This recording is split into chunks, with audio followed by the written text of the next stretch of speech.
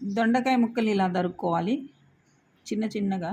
దాంట్లోకి పసుపు, మెంతిపిండి కొంచెమే పడుతుంది, ఎక్కువ పులుపు ఉండదు కాబట్టి కొంచెం మెంతిపిండి. దొండకాయ ఆవు కాబట్టి ఆవు పిండి వేసుకుందాం. ఈ మాత్రం పడుతుంది, 1 స్పూను. ఇంకొంచెం ఆవు కాబట్టి కారం వేసుకుందాం. 3 స్పూన్లు పడుతుంది. మీకు కొంచెం స్పైసీ తినేవాళ్ళు అయితే ఒక 5 స్పూన్స్ వేసుకోవచ్చు. 10 దొండకాయలు. ఉప్పు వేసుకుందాం. ఇది కొట్టిన ఉప్పు అండి, రాళ్ళు ఉప్పు అని దంచితే వచ్చే ఉప్పు ఇది. మంచిగా స్పూన్ నిండా తీసుకొని ఒక 2.5 స్పూన్స్ వేసుకోవచ్చు. వీటిని కలుపుకుందాం.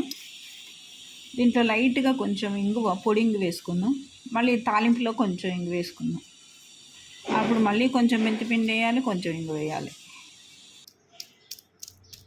వెల్లిపాయలు కొన్ని తీసుకొని దంచుకోవాలి.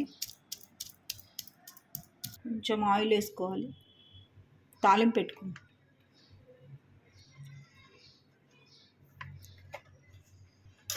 ఆవాలు, జీలకర్ర,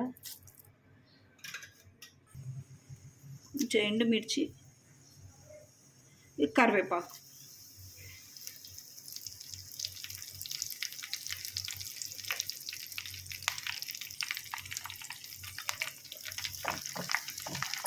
దీంట్లోకి మినపప్పు, శనగపప్పు వేసుకోవద్దండి, ఎందుకంటే మెత్తబడిపోతుంది అది. తర్వాత కొంచెం పచ్చడి మిగిలిన తర్వాత మనం రెండో రోజు లేకపోతే సాయంత్రానికి వేసుకుంటే మెత్తబడిపోతాయి పప్పు గింజలు.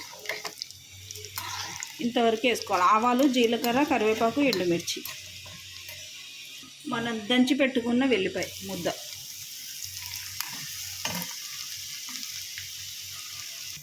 కొంచెం మెంతిపిండి, కొంచెం ఇంగువ.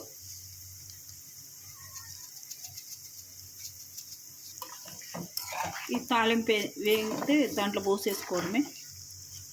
వేగింది.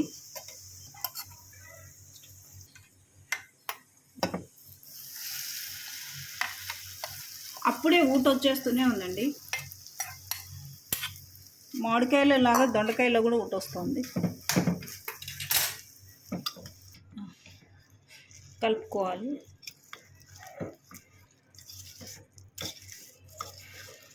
దొండకాయ రెడీ అండి.